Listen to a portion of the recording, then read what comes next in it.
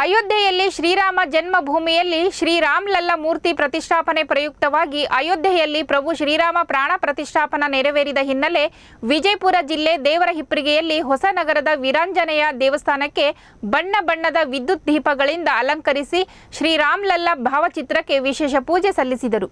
ಈ ಸಂದರ್ಭದಲ್ಲಿ ಮಾತನಾಡಿದ ದೇವರಹಿಪ್ಪರಿಗೆಯ ಜಡಿ ಸಿದ್ದೇಶ್ವರ ಸ್ವಾಮೀಜಿಯವರು, ಕಣಕಣದಲ್ಲಿಯೂ ರಾಮನಿದ್ದಾನೆ, ಮಣ್ಣಿನಲ್ಲಿಯೂ ರಾಮನಿದ್ದಾನೆ. ಇನ್ನು 25 ವರ್ಷದ ಒಳಗಡೆನೆ ನಮ್ಮ ದೇಶ ರಾಮನ ರಾಜ್ಯ ಆಗೇ ಆಗುತ್ತದೆ ಎಂದರು.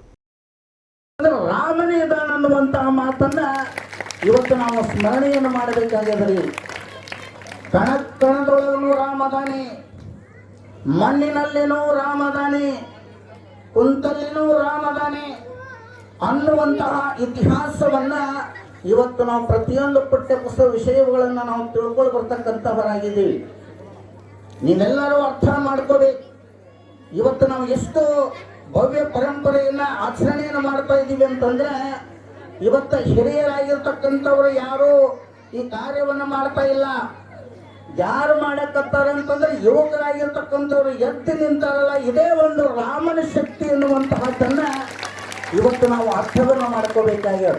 ಅದಕ್ಕೆ ಹೇಳಿದ್ರು ರಾಮರಾಜ್ಯ ಇನ್ನೂ ಆಗಿಲ್ಲ ಅಂತೇಳಿ ಯಾರೋ ಒಬ್ಬ ರಾಜಕಾರಣಿ ಹೇಳಿದವ. ಈ ರಾಮರಾಜ್ಯ ಕೇವಲ ಕಲ್ಪನೆ ಅಂತ ಹೇಳಿದ್ರು ಅವರು. ಈ ರಾಮರಾಜ್ಯ ಕೇವಲ ಕಲ್ಪನೆ ಮಾಡ್ಕೋತಾ ಇದಾರ ಅಂತ ಹೇಳಿದ್ರು.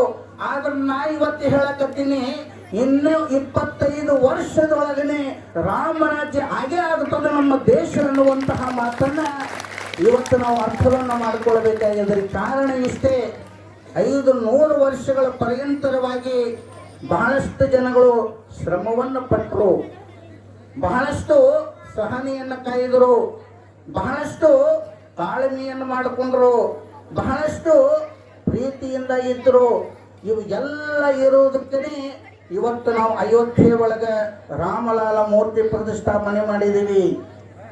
ಮಾಡಲಿಕ್ಕೆ ಕಾರಣ ಏನು ಅಂತಂದ್ರೆ, ಇವತ್ತು ಅವಿರಳವಾಗಿರ್ತಕ್ಕಂತಹ ಬಹಳಷ್ಟು ಜನ ಶ್ರಮವನ್ನು ಪಟ್ಟರಲ್ಲಿ